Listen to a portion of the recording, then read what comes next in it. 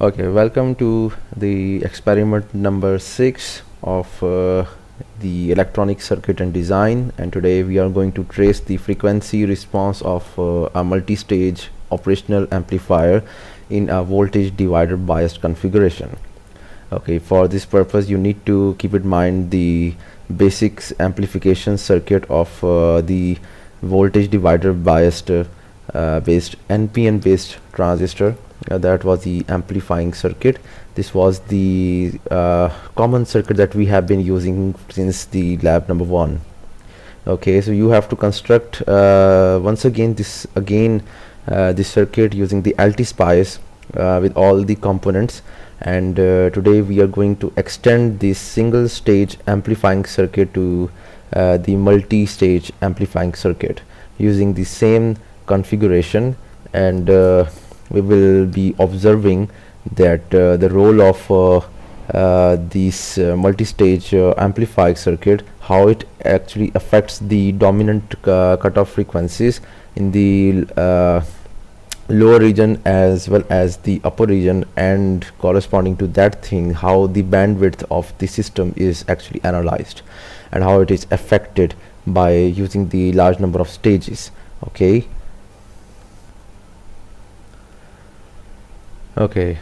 This is the circuit that we have actually used in our previous lab, that is called as the single stage amplifying circuit using the N2222 NPN based transistor, and this is our AC input signal, and this is our load that is to be derived using the single stage amplifying circuit. For the biasing condition we have used the 20 volt biasing, DC biasing, and this configuration is actually known as the voltage divider biasing circuit.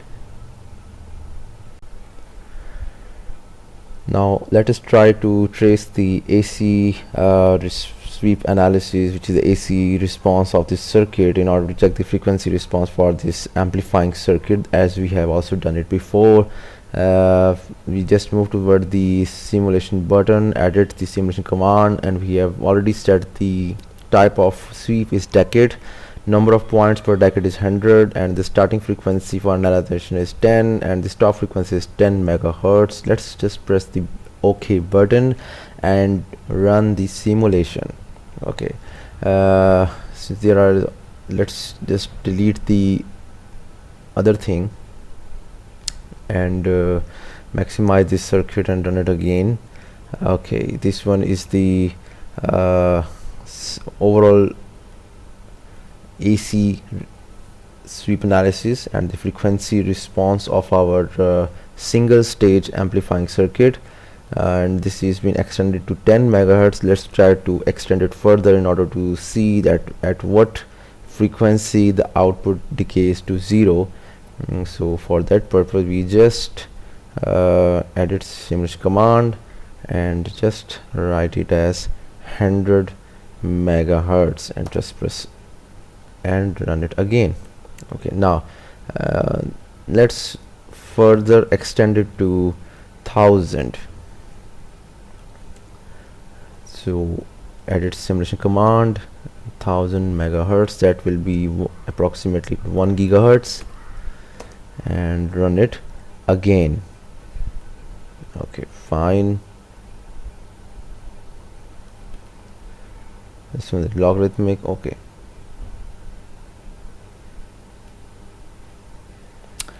okay, now if you realize it, and let's make it a little bit linear for the sake of our simplification, you can easily see that the using this cursor the output of our circuit is 60.877 volt.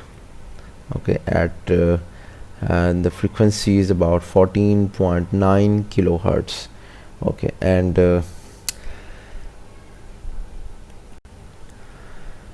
now let us just delete it and also delete this output. We need to trace the output gain of this circuit, and this node is Vn3 and this node is Vn4. That means the output over input will give us the gain of the whole circuit. So therefore we will be dividing this thing by using the add trace, and Vn3 divided by the Vn4. So this one is the output gain, where Vn3 was the output voltage across the load, and Vn4 is the input voltage, that is the AC signal that is to be amplified. So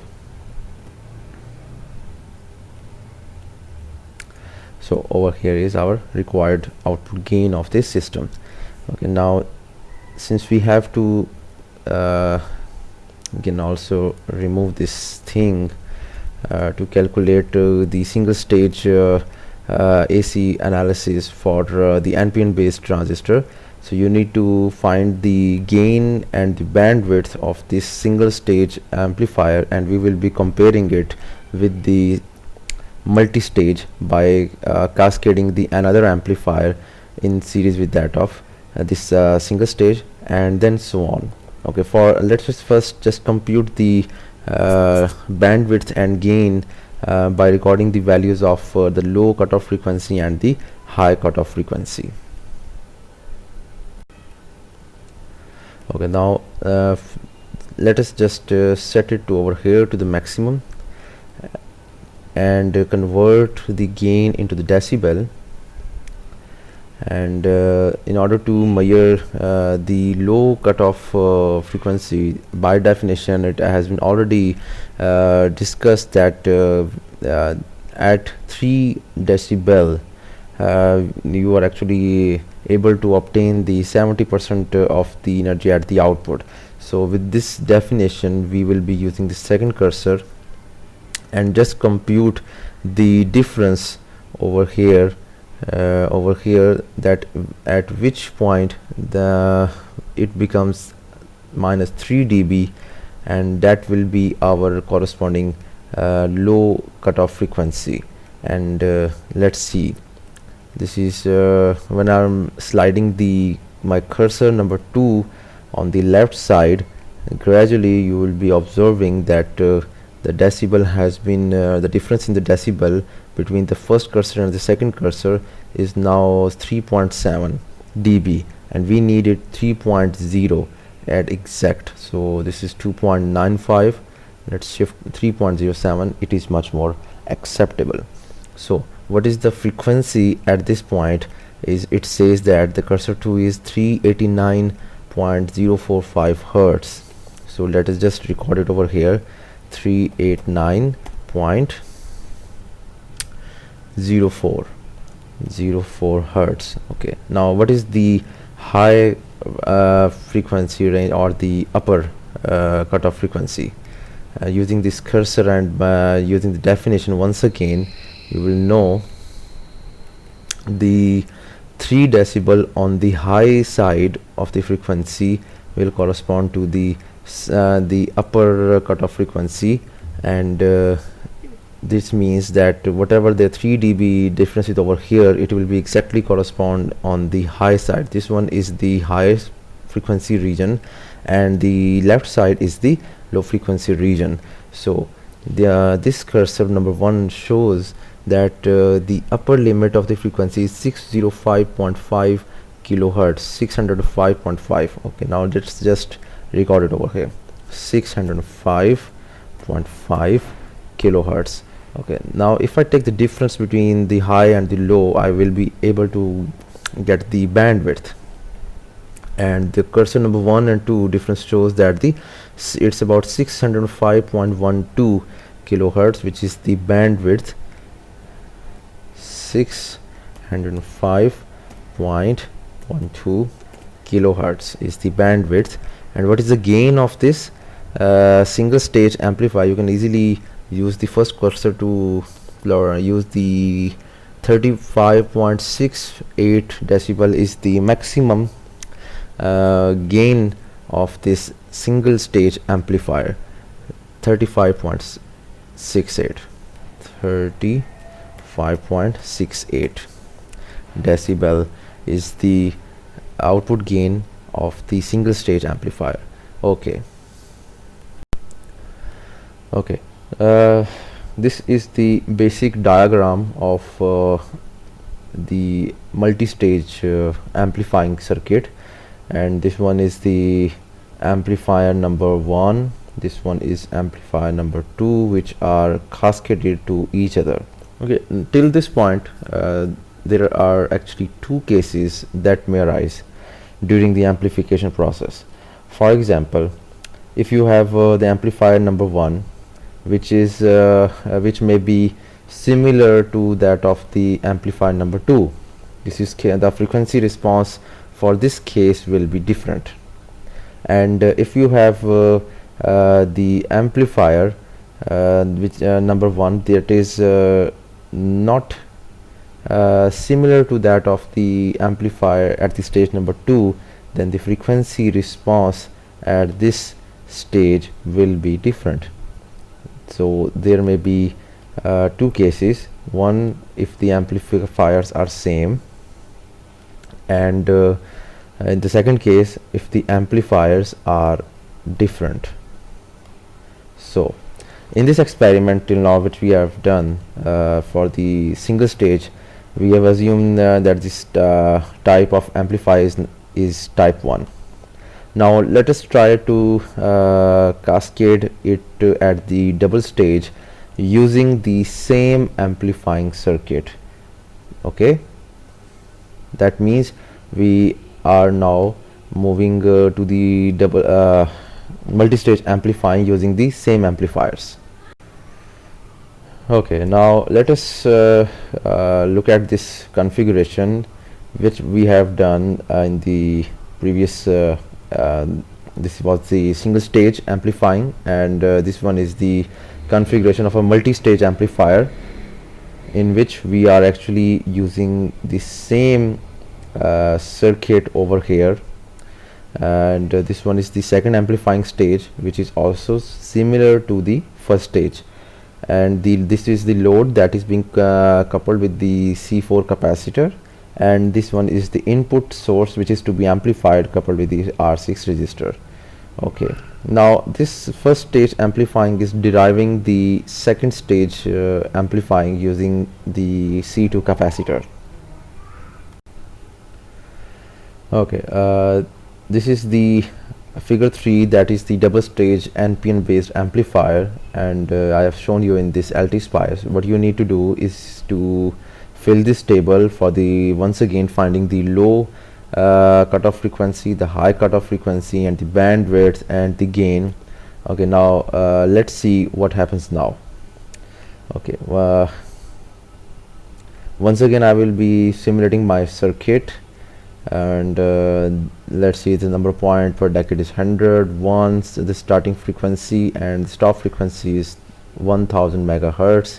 Let's just press the button of run, and for the sake of this simplification, let's just cross this thing over here, and let's just enhance this thing. Okay, fine. That's now okay. This is the output node which is VN4, VN5, and this one is VN6. So let's once again just find the gain by dividing VN5 by VN6. This is VN5 divided by the VN6 to get the output gain. Okay, and just remove the other plots, and to realize this much more easily, let's just turn it into the green. Okay, now this is fine. Okay, the steps are very same, and first of all fix the cursor at the maximum decibel, that is 74.9. okay, and let's just record it over here, 74.9 decibel. Okay, and let's just call the cursor number 2 and locate the difference of -3 dB. -3 dB is, this is 3.5, 3.2 and 3.02. That's much more considerable. Okay, this is the, since we are assuming the left side, so which is the low frequency side, and at -3 dB by definition it gives us the 537.03, that means 537.03 hertz, 537.03 hertz. Okay, in the same manner we can just slide the cursor over here till it get match with it. You can also zoom in to, all right, that's fine. Okay, now the cursor number 1 is actually saying the 181.97 kilohertz. That means the high frequency 181.7 kilohertz, 181.9. okay, and what is the difference over here?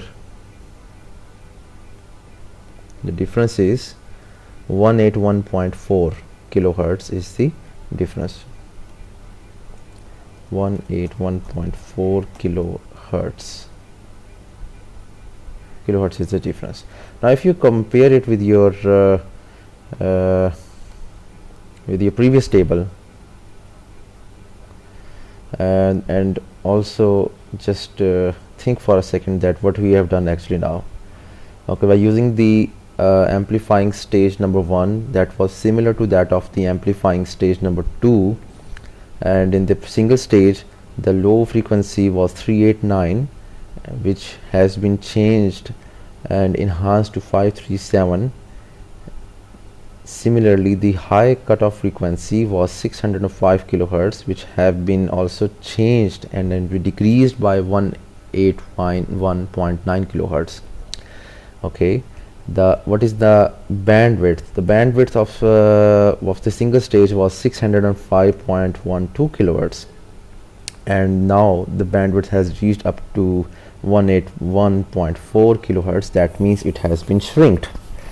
But the only positive aspect of using this double stage amplifying circuit is that the gain has been increased.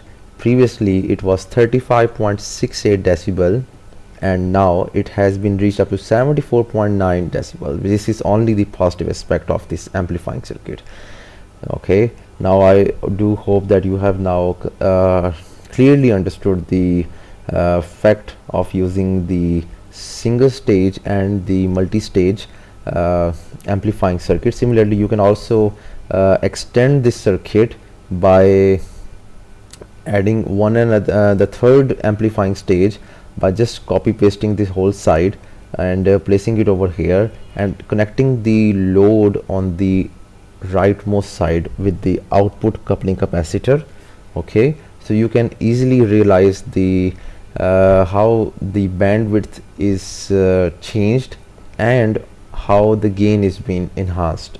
Okay, so this is how actually you can realize the amplifying circuit using the single stage and the multi-stage. And what you should do now, you have to just replace the NPN based transistor with the FET circuit, FET based voltage divider circuit using the R1 and R2. But just keep in mind the few formulas. The most important formulas that you can use it while considering the voltage divider biasing circuit is that the voltage at the gate is actually equal to the V of 2, which is once again this junction, and it's actually equal to the applying the voltage divider rule by VDD divided by the RG1 plus RG2 and multiply by the RG2 gate resistance.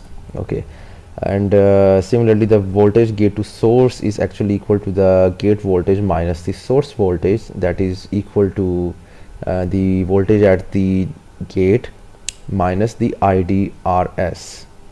All right, the drain current that is flowing through this resistor. The one thing that you should keep in mind is that while designing this circuit, the IDRS is greater than VG, so that the VGS is negative. Since you are considering the N channel based JFET, and keep in mind that this is only operate if you have the negative voltage over here. Alright, similarly you can follow the same steps that you have followed for the NPN based transistor, and you just need to fill the tables that have been asked for the JFET only for the single stage and the double stage and the triple stage. Fine. When you do, just compare your results and just do comment over here that whether the FET based amplifying circuit is much more better as compared to the NPN by commenting on the constraints. One is the bandwidth and the other one is the gain. Alright, so when you do, just comment your answer in the comment section of this video, and those who are attending the class under my supervision, they will be submitting their labs in the form of the report. So I wish you best of luck. So thank you and have a nice day.